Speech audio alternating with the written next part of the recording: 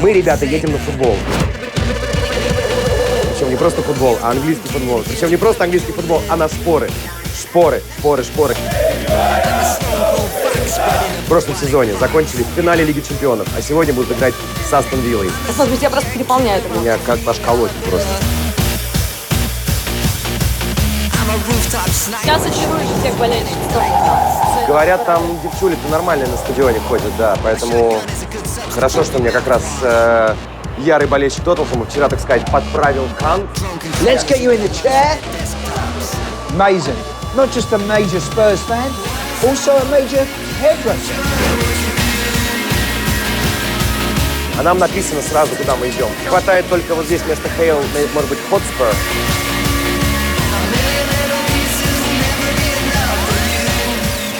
Английский футбол — это 20 клубов прежде всего, это 20 конфессий внутри одной религии, это 20 невест для меня, женихов для тебя. Вот давай представим такую ситуацию, гипотетики. Тоттенхэм — это мужик, да. Мужчина, потенциальный жених. Да. Вот за что бы ты могла его полюбить? Само название. Это, конечно, рыцарь. Это романтика. Хотспур, Гарри Готспер, реально существовавший персонаж, шекспировский персонаж. А Шекспир — это что? Это страсти. Тоттенхэм — это команда, которая, как известно, хочет чего-то добиться, хочет, но стремится, но как-то вот все не там. Но делает все красиво. 3-2. 2-4.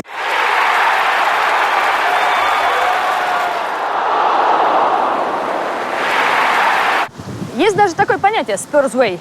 Ну, это когда ты играешь красиво, размашисто, все в атаку. Это красота, это секс, если можно так сказать. Секс. Конечно. То есть этот мужик еще и обладает большим количеством секса. Такого своего особенного секса. Шпоровского секса. Да, именно так. Это и есть, мне кажется, Spurs Way. I'm Julie Welsh. I was the first female to report football in Fleet Street.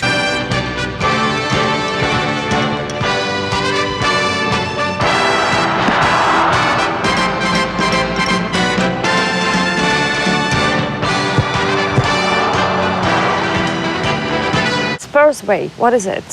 It's just an expression, the Spurs way. It always used to be almost an excuse, you know, oh, we may get beaten, but at least we play the Spurs way, you know, with style, with a bit of flourish, you know, pass and move. Before the war, there was a Spurs player called Vic Buckingham, and he went out to Holland to coach. He coached Ajax. And he is responsible not only for the way Ajax play now, but he's also responsible for the Spurs way, that sort of pass and move. How you reacted to that goal by Lucas Moura? I can't say on television. You can actually, it's not television. That night watching at home, and I'd just gone on the carpet in front of the TV and I shouted, fuck me, fuck me, fuck me. The Tottenham way and the Tottenham ethos, and that is glory. So glory is often associated with winning, and winning's obviously important, and we have won over the years in history plenty of times. And Tottenham, as I said, have had difficult times over the last 20, 30 years and haven't won that much. But they've always had fantastic players and fantastic teams to watch, even when they're not winning. Danny Blanchflower said, it's not so much, it's not just about winning, it's about playing with style. Есть, во-первых, такой термин в английском языке, ну, видимо, придуманный там, может быть, болельщиками Арсенала или Челси, Spursy. То есть, знаешь, вот это вот, как бы дойти куда-то, но не вот, не попасть. Ну, чуть-чуть вот прям в сантиметре остановиться. Вот, ну, наверное, самый яркий пример этому замечательный фильм «Залечь на дно в Брюгге», где Колин Фаррелл сказал легендарную фразу, мы все помним какую, да? Да. Говном ты не был, но и до вершины добрался. Как Тоттенхэм. We're not Spursy anymore. I mean, you know, whatever was... it can be explained rationally, but there was that sort of feeling, you know, it only happens to us. You know, that the time that the Spurs got food poisoning and lost their Champions League place because, you know, basically all the players had to sort of dash off the pitch and, you know, go and have a shit. That was kind of tragic. That was Spursy. The dodgy lasagna, it's part of Spurs mythology. You know, the season we finished in 4th place, and then Chelsea, who went and won the Champions League. That was a heartbreaker. The Didier Drogba penalty, you know, I cannot speak about it, but I just, that was our Spurs in this. I think Spurs, he suggests, you know, what does it mean? It means that they always muck it up at the last minute. They never quite get over the line and all that stuff. But really, so everybody fails. Sometimes you lose in the last minute. Sometimes you lose unluckily. You guys stopped City last... Yeah. Exactly. I mean, look at City. Would have won the Champions League. They might well have done, and they're the best team, and they've got the best players and all that. But even imagine what they did was Spursy. They should have won that. They were ahead, but they didn't. It was Spursy. Самое интересное, что вот у всех болельщиков спор, с кем пока мне довелось пообщаться, у них есть ощущение, что сейчас началась новая эра, новый виток развития, потому что сейчас болеть за Шпоры – это круто.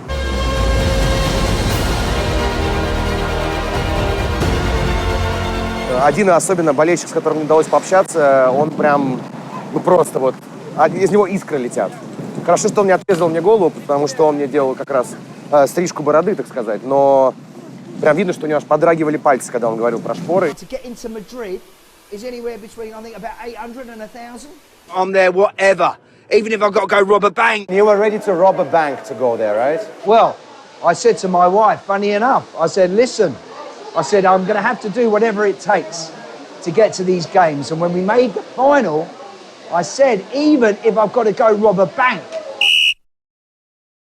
I've supported the team since I was 5 years old, okay? It came originally from my grandfather, who actually lived near Tottenham.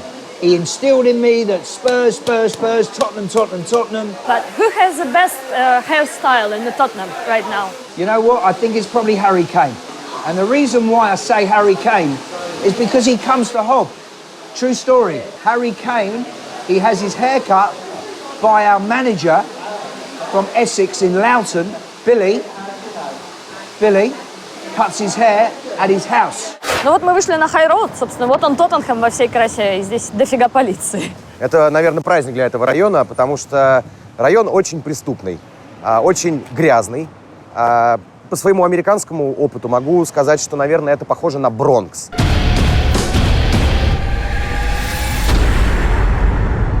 Есть, конечно, футбол, но есть еще и жизнь вокруг футбола. И в данном случае люди, живущие в Тоттенхэме, не ходят на футбол. Они не могут этого позволить. Все люди, которые сейчас идут вот эти вот с другой стороны улицы, вот эти вот все фанаты, они, да, из Лондона, но они не из этого района, потому что здесь живет реально, бедное население.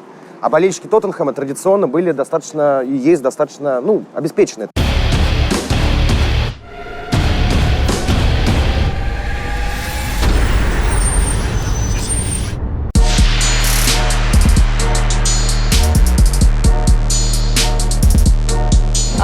Я вот сейчас обратила внимание, что у нас в автобусе представители разных этнических групп, и мне кажется, мы единственные здесь представители белые. Да, тут даже не надо ничего выдумывать, потому что мы реально с тобой единственные белые в автобусе. Смотри, вот эти люди на углу стоят. Наверное, они просто наркотой торгуют банально. Прямо сразу так всех. Не, ну как, это район, в котором наркоты очень много. Ты не чувствуешь себя здесь в безопасности? Ни разу вообще? Вообще. Вообще никак. А ты себя чувствуешь безопасно здесь? Нет. Ну, это такой район, где происходили и побои разные, всякие... Ну, и, собственно, Лондон Райт, как этот Лондон Райт, да. Здесь Кройден, вот два очага были.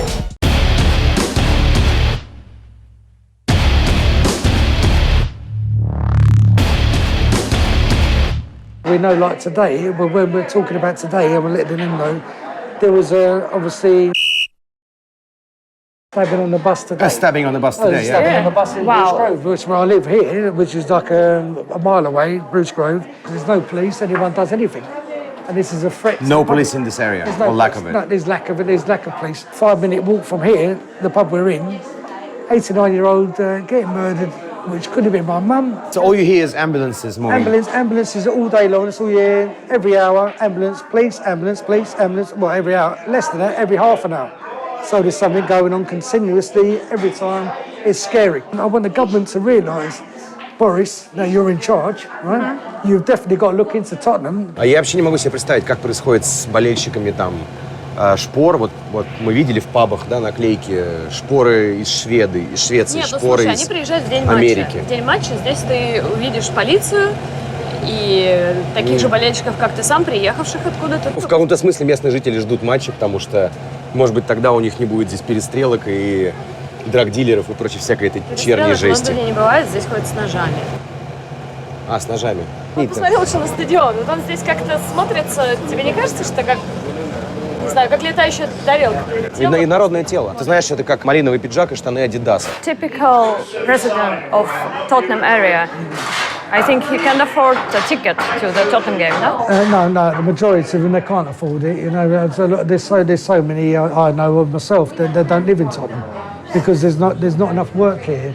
And obviously the wages, the structure, the way they're doing it, it's nowhere near what it should be. When getting a new stadium was first being discussed, there was at one stage a move by the club actually to buy the old 2012 Olympic Stadium, which would have moved the club right out of the area to East London. Everybody was horrified. I mean, you know, the club was going to move away from our roots. And you suddenly think, well, you know, we're making the club stay in Tottenham because we don't want to. You know, we've moved away from it.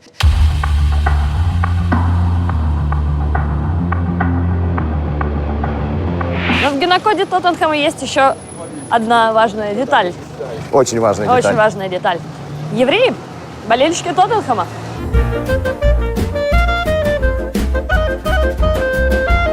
Когда-то до войны сюда приехало огромное количество иммигрантов, евреев. Логично, что White Hart Lane, старый стадион Тоттенхэма, находился в самой непосредственной близости от их домов. Поэтому они выбрали Тоттенхэм, шпоры, своим клубом и стали за него болеть. Поэтому, собственно говоря, шпоры и называют еврейским клубом. Но сейчас евреи здесь действительно не живут. Есть район, называется Стэмфорд-Хилл. Он буквально в 3 или 4 километрах от стадиона. Попадаешь туда и понимаешь, что это, наверное, самый монохромный район Лондона. Маленький Иерусалим. Маленький Иерусалим, реально. Но при этом до сих пор люди, живущие в Стэмфорд-Хилле, пешком ходят на стадион и болеют. Но сегодня не придут. Но сегодня не придут, потому что сегодня суббота. А в иудаизме суббота, как известно, шаббат. There's always solutions. I have never been to a game on Saturday. But this time it's Saturday. The first Spurs game against Villa, yeah. Yeah, it's going to be Saturday, and I will not watch it. I will not ask for results. And to be honest, I don't think I'll even stop somebody on the road before Sabbath finishes. But hey, Champions League final was on a Saturday. I'll tell you something which was interesting. The Champions League final was on a Saturday, Yeah. and there was about 25 Jewish people from England went to Israel, so the Sabbath finishes there before the game starts, so they can watch the whole game. Time difference! Yes!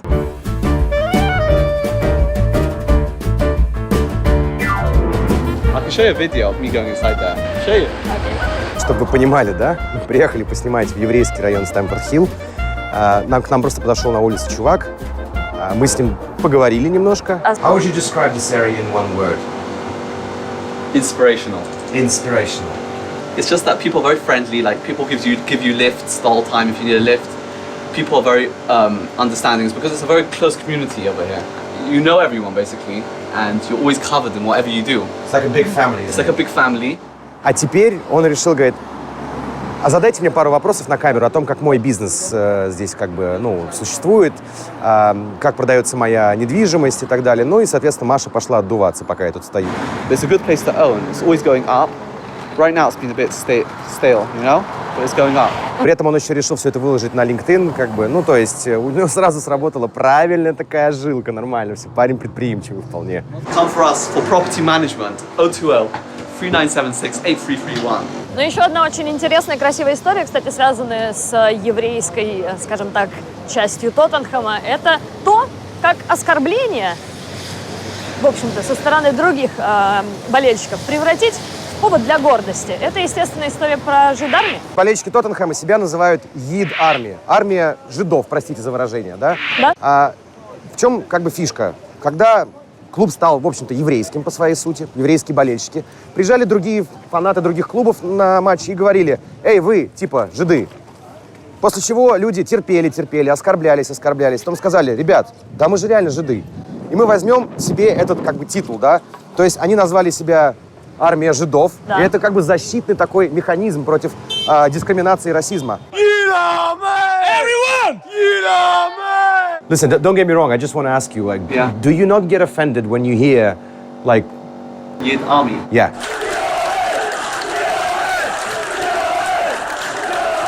Football's not supposed to be so politically correct. Yes, definitely. Right. I don't think they're doing it out of hate. I think they're doing it out of encouraging the team. It's coming from a good place, I would think.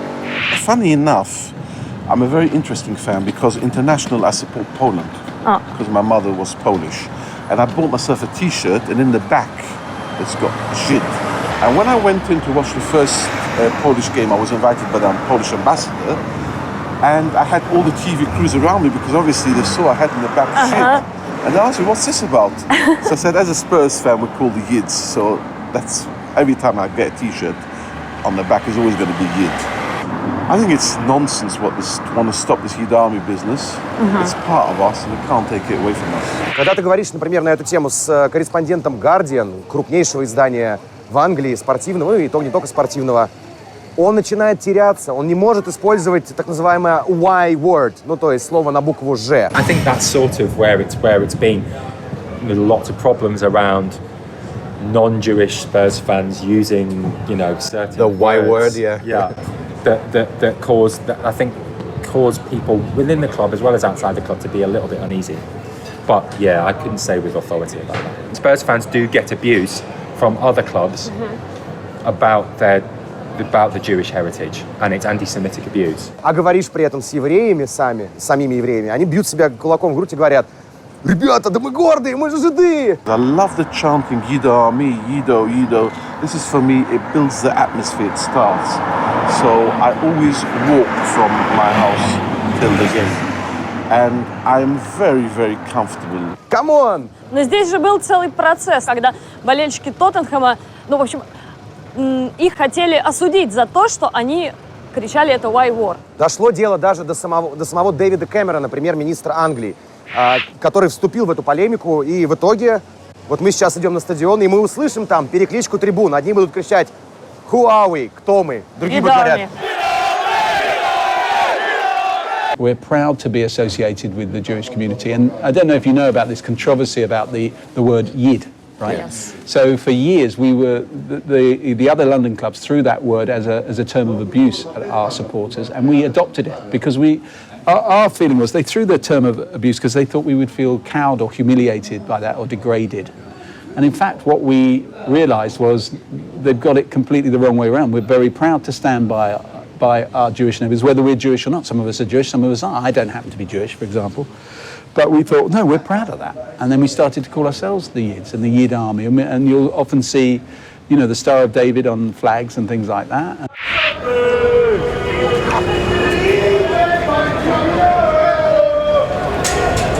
Вот мы говорили про новую эру Тоттенхэма, а есть еще и новая эра в футболе. И Тоттенхэм в нее вписывается идеально. Потому что раньше футбол был такой, с яйцами, такие мужики такие, а теперь футбол красивый. И я думаю, ты со мной согласишься, что Тоттенхэм довольно привлекательная с женской точки зрения команда, да? Вот, Да, вот я смотрю и думаю, где тут Эрик Дайер, кстати. Твой любимый Эрик Дайер, да. А тут, пожалуйста, вот они все выложены, как бы. Красавец Почеттино, красавец Кейн, красавец Дели Алли. Реально красивые же мужики, да? And we've also got to remember that one big thing that's changed in the past 10-15 years is girls. Girls are into football when they're 8 or 9 now as well, and girls love Spurs. If you think about Harry Kane, think about Dele Alli, you think about particularly Heung-min Son. Yeah. Smiley, they're friendly, they're nice people, and I think kind of like little kids get that, and they relate to that. Well, it always was. I mean, that's why I got into Spurs in the first place all those years ago, because the players are so attractive. I mean, Starting with Danny Blanchflower, obviously. Yeah, Dave Mackay. But I also had this sort of crush on Bobby Smith, who was this great burly number 9 striker. I mean, quite sort of swarthy. There were always a lot of girls who loved Tottenham, and it's always been a very female-friendly club.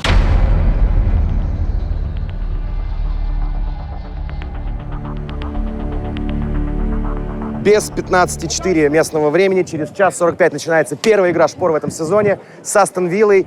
не самый, кстати, простой соперник. Они только вышли в лигу, и у них, естественно, будет мотивация до хрена. Поэтому я предлагаю все-таки пойти на стадион, и я еще хочу этих самых болельщиков найти. Мне Ой, иди интересно. ищи, а я пойду футболистов смотреть. Давай, ну погнали. Давай, пошли.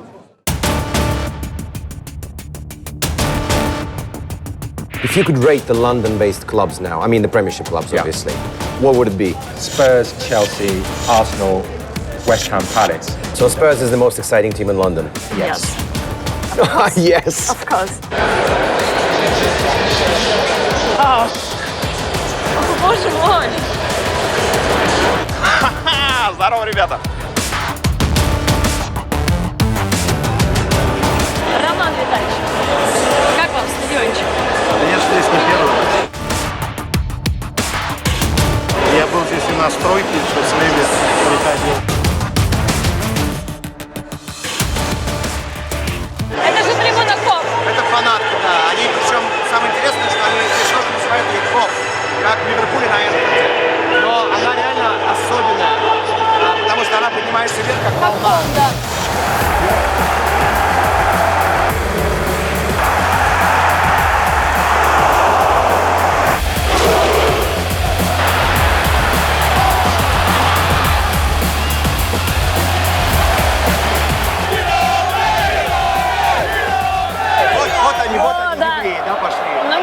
Да, вот это вот. Просто как бы типа нельзя, но можно. Им можно. Если ты болельщик спорта, то ты можешь. Но если ты болельщик, например, Виллы, и будешь то же самое кричать, то тут как бы будут проблемчики такие.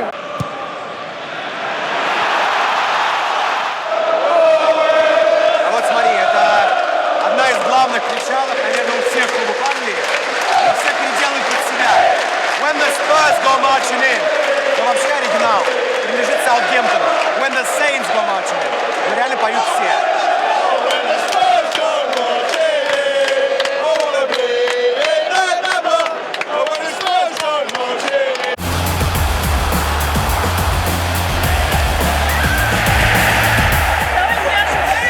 Как скоро неудачно начали сезон на своем стадионе. Пока.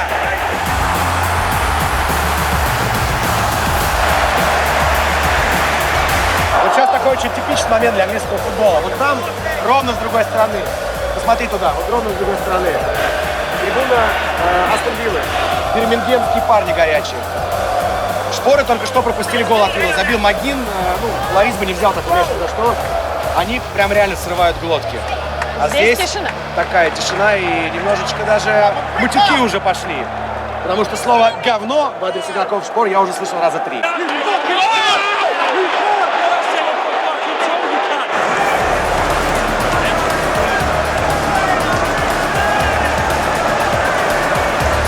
Ну вот так и играет Тоттенхэм. Момент в начале тайма, момент в конце тайма. А на табло пока Астон Вилла. Вот, да, весь оптимизм перед матчем. Сейчас перерыв. Счет 1-0 не в пользу шпор.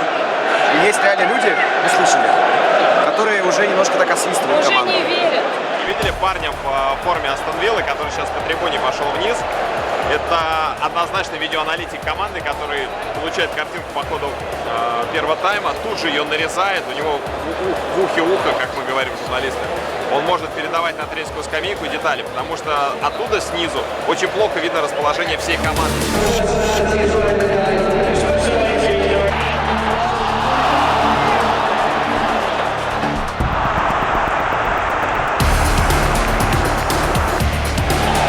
Что, вот он сейчас. Человек с лучшей прической.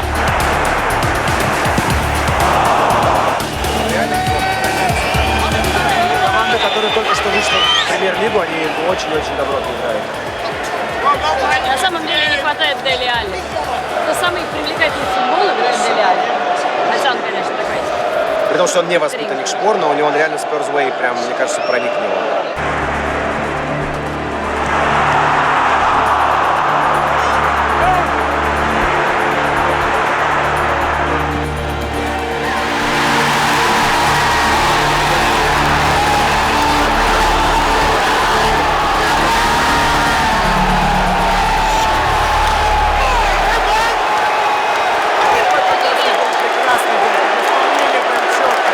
Забил Домбеле! Самое дорогое приобретение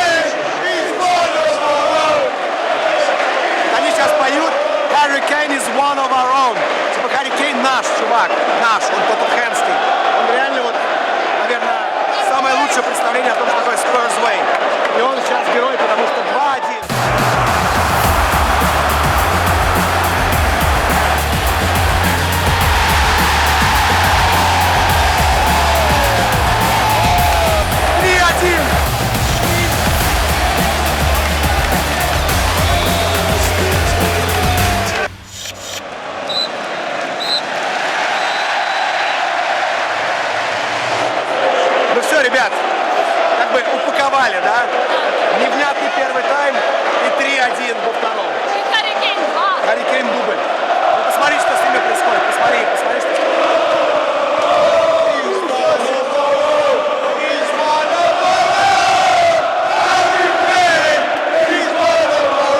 Это было именно то, чего мы ждали. Понятно, что после чего Тоттенхэм находит свою игру и на красиво вот такой еще в стиле выигрывает 3-1. Согласись, что да, точно. Я думаю, как вот один из 20 женихов или невест вполне подходит, ребята. Очень интересно. Очень интересно. Офигенные болельщики, офигенная история, офигенные игроки и офигенный Ерик, да.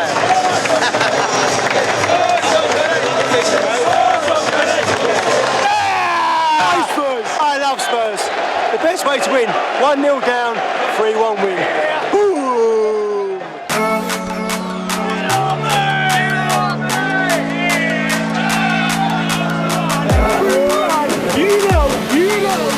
Can you give me 5 reasons you fell in love with Tottenham Hotspur? Okay. Reason 1, that it's not too far away. Tottenham is about more than football. It's about glory. Really sexy players. Yes. Reason 2. Right now, London is the best football city in the world, purely because they have the most big professional teams, and Tottenham are the best team in London. The most fabulous stadium in the world. The football has always been very pretty. A fantastic heritage, history. Look at the Tottenham Hall of Fame. Look at those players, we talked about them earlier. Paul Gascoigne, Glenn Hoddle, Jurgen Klinsmann, David Ginola, people like Edgar Davids, Rafa van der Vaart, Jimmy Greaves, you know, now Harry Kane. An amazing roll call of iconic football. A particular playing style which no other club has. And whilst, you know, we don't really want to talk about religion, it's a Jewish club. Okay? Tottenham are the first, as I said earlier, British club to win a trophy in Europe. And number 5. Yeah. The name, Tottenham Hotspur. It's the romantic name. Yeah. Hotspur, it's not like United, Wanderers, Rovers, City. Yeah. Tottenham Hotspur, full of daring do. Reason 5, you get to see a lot of pretty women when you go to the stadium. Okay, this is the most important one of all. Tottenham Hotspur are the greatest football club on earth. Bang.